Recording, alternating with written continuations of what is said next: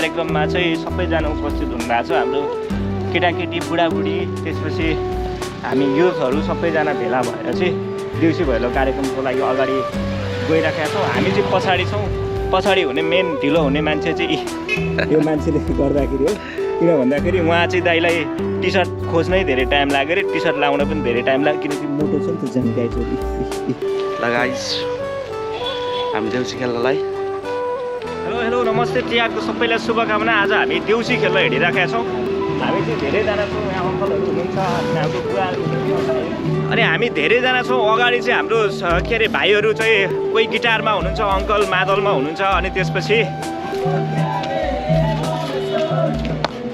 बरोबर नठाटी ए भन सोल्टी बरोबर नठाटी काली हे चोयाको डोको सानो माया हे लगाउने भोको। ल हामी चाहिँ अहिले 20-25 जना जति भइसक्यौँ। हाम्रो देउसी टिममा चाहिँ सबैजना हुनुहुन्छ, बुढाबुढी केटाकेटी हामी युथहरू पनि छौँ। अनि हामीले यो देउसी भैलो कार्यक्रम चाहिँ अब हिजो खेल्न पाएन, आज चाहिँ हामी सबैजना तयारी भइसक्यौँ। यतापट्टि हाम्रो आमा समूहको मान्छेहरू हुनुहुन्छ, आमा समूह पनि हामीसँग हाम्रो देउसी भैलो कार्यक्रममा आउनु भएको छ। अनि भाइहरू विशेष धन्यवाद चाहिँ हाम्रो यो गिटार बजाउने हाम्रो इटोदेखि आएको भाइ। तिम्रो नाम के? मेरो नाम चाहिँ सञ्जय कार्की। सञ्जय कार्की। अनि अरू भाइहरू? मरिदम पौडेल। हजुर मेरो पर्सन कार्की। हजुर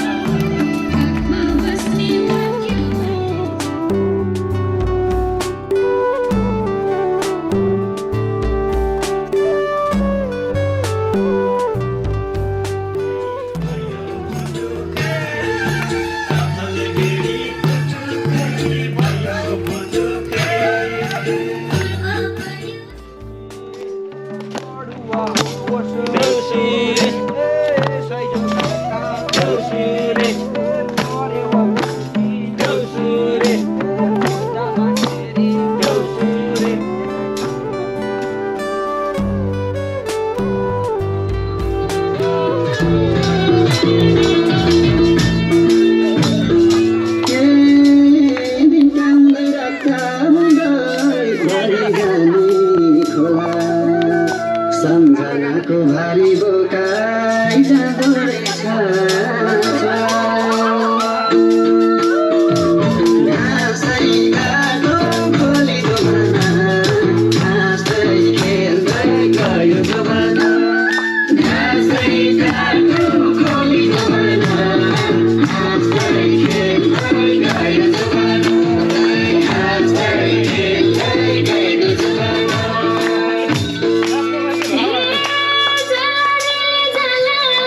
हामी चाहिँ यहाँ देउसी भैलो कार्यक्रममा नाच्दै पनि छौँ अनि त्यसपछि एकदम रमाइलो भइराखेको छ। हाम्रो नेपालको कल्चर एउटा एकदमै युनिक कल्चर छ। यसलाई ब्रान्डिङ गर्न सक्यो भने हामी मात्र होइन बाहिरको पर्यटकहरू पनि यहाँ यसरी भनौँ न कसैको घर अगाडि नाच्नु भनेको चाहिँ एकदमै सबै त्यो घरको मान्छे पनि एकदम खुसी हुनुहुन्छ, नाच्नलाई आउनुहुन्छ।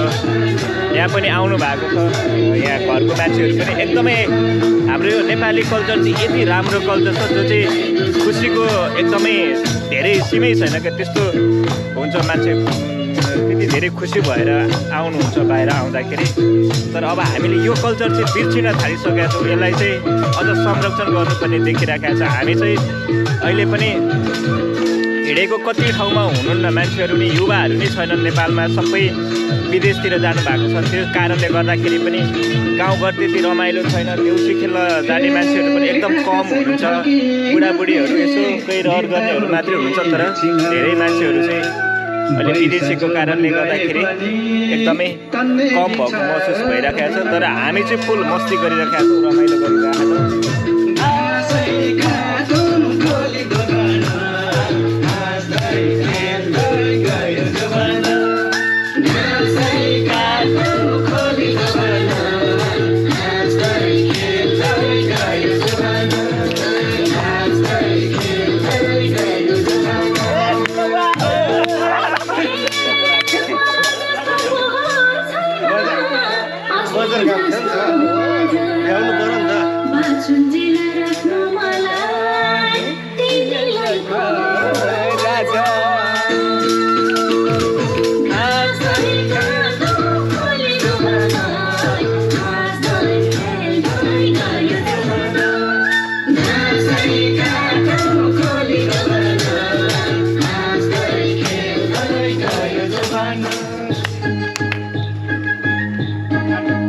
अर्को गाना बजिसक्यो।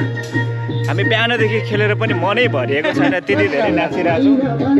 अब राति पनि नाच्ने कार्यक्रम छ। अहिले चाहिँ हाम्रो यहाँ एकदमै कम भएको छौँ, किन भन्दाखेरि तिहारको सबैजना कोही रोटी पकाउन जानुभएको छ, कोही माला उन जानुभएको छ, कोही चाहिँ आफ्नो आफन्तहरूलाई पुर्याउन जानुभएको छ, कोही लिन जानुभएको छ, कोही मार्केटमा सामान किन्न जानुभएको छ। तर हामी चाहिँ जो फुर्सद छौँ हामी चाहिँ खेलिराखेका छौँ। अब घाम अस्ताउन लाग्यो, दिउँसोदेखि खेलिराख्यो हामी। रातिसम्म, राति 12 बजीसम्म म्याक्सिमम् त्यतिसम्म खेल्छौँ होला। हेरौँ कहिलेसम्म सकिन्छ, कहिलेसम्म हाम्रो खुट्टा थाक्दैन।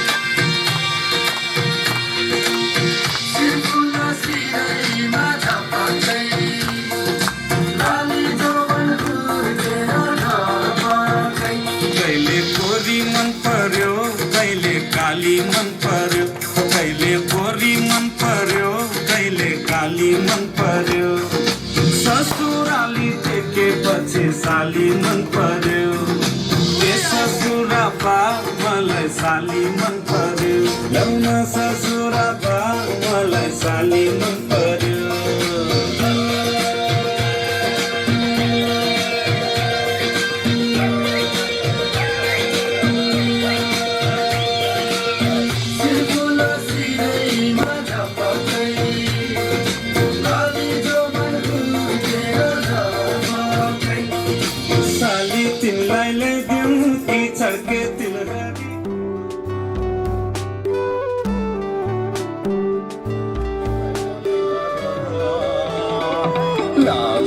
बाटो हो कुरा सुन साँचो हो माइती छोड्दा आँसु भर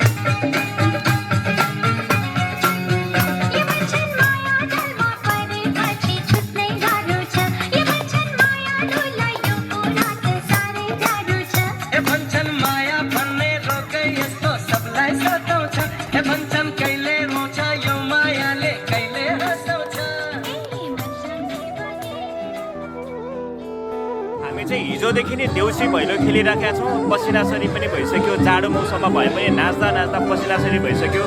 पछाडितिर नाचिरहनु भएको छ मम्मीहरू, बुवाहरू, अङ्कलहरू, मामा माइजूहरू, भाइ बहिनीहरू सबैजना।